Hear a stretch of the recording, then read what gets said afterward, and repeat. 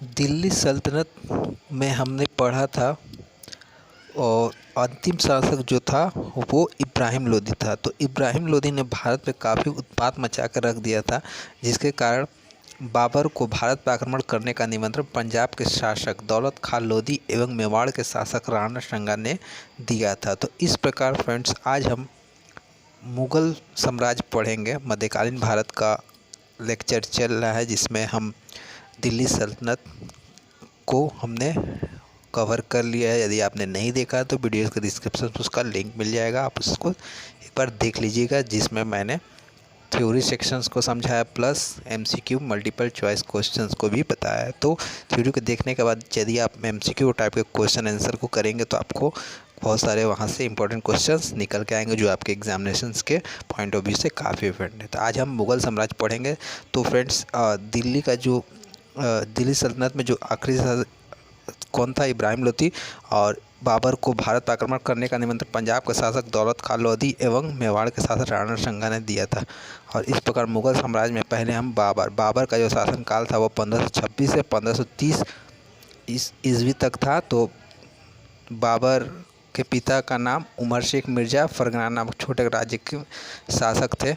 और पानीपत के प्रथम युद्ध में बाबर ने पहली तुगलकनामा युद्ध की नीति को तोपखाने का प्रयोग किया था। उस्ताद अली और मुस्तफ़ा बाबर के दो प्रसिद्ध निशानेबाज थे। तो बाबर द्वारा लड़े गए ये 4 प्रमुख युद्ध हैं: पानीपत का प्रथम युद्ध, खानवा का युद्ध, चंदेरी का युद्ध और घाघरा का युद्ध। और सबसे इम्पोर्टेंट चीज़ है इनका किनके बीच ये लड़ा गया था, तो आप इसको देख लीजिए। पानीपत का प्रथम युद्ध किनके बीच लड़ा गया था? खानवा का, चंदेरी का और घाघरा का। उसके बाद देखिए फ्रेंड, बाबर को अपनी उदारता के लिए कलंदर की उपाधि दी गई थी। खानवा युद्ध के विजय के बाद बाबर ने गाजी की उपाधि दी। तो गाजी की उपाधि कब धारण की थी बाबर ने? खानवा के युद्ध के बाद। ओके। करीब 48 वर्ष की आयु में 26 दिसंबर 1530 ईस्वी में आगरा में बाबर की मृत्यु हो गई थी। प्रारंभ में बाबर को शव को आगरा के आरामबाग में दफनाया गया। बाद में काबुल में उसके द्वारा चुने गए उसके स्थान पर बाबर ने अपनी आत्मकथा बाबरनामा की रचना की, जिसका अनुवाद बाद में फारसी भाषा में अब्दुल रहीम खान ने किया था।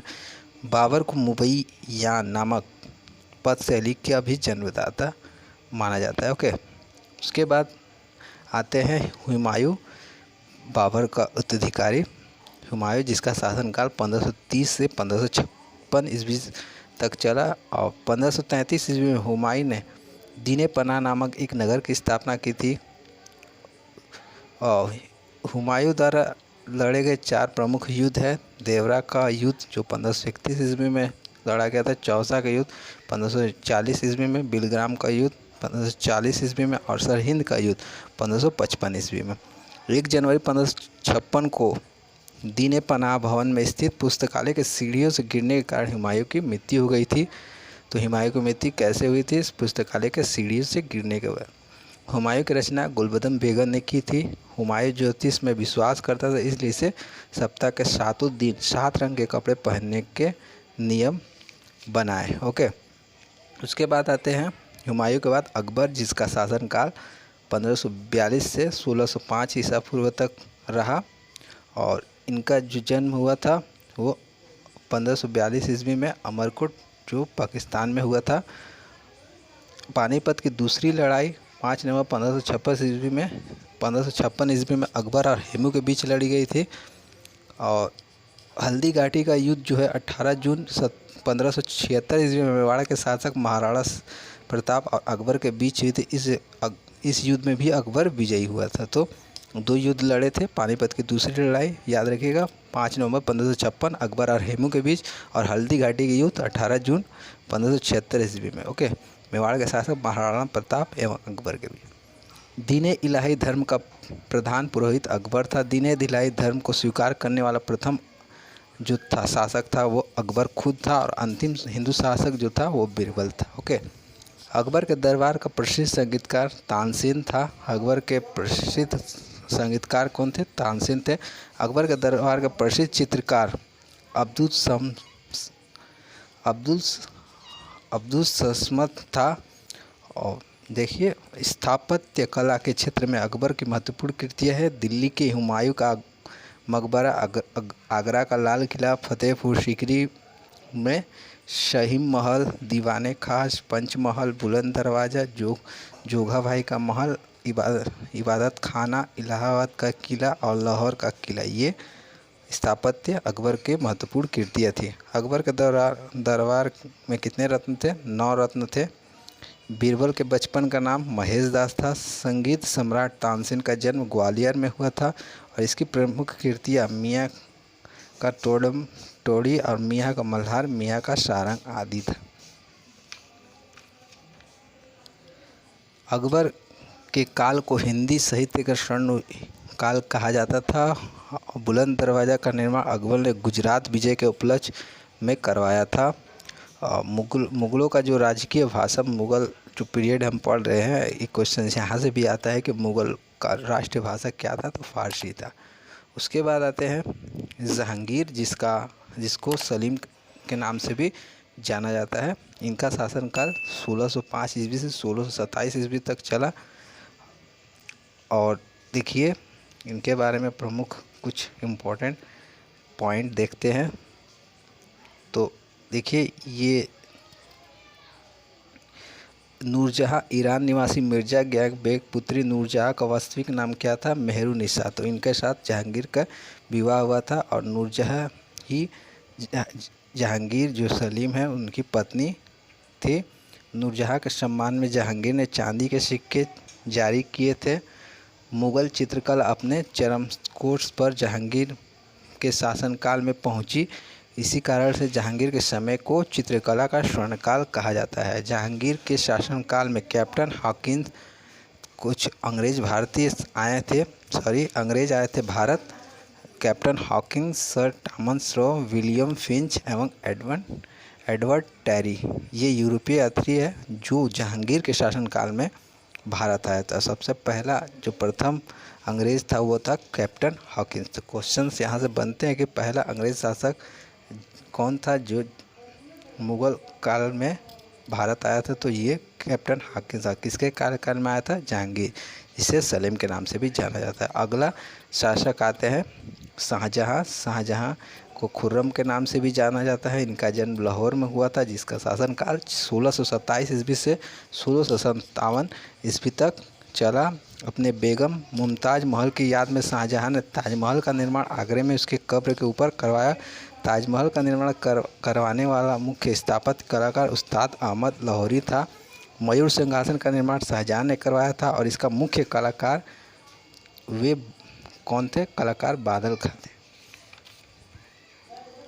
शाहजहाँ के शासनकाल को स्थापत्य कला का स्वर्ण युग कहा जाता था। ध्यान रखिएगा, स्थापत्य कला का स्वर्ण युग कहा जाता था। शाहजहाँ द्वारा बनवाई गई प्रमुख इमारतें देखिए क्या क्या है।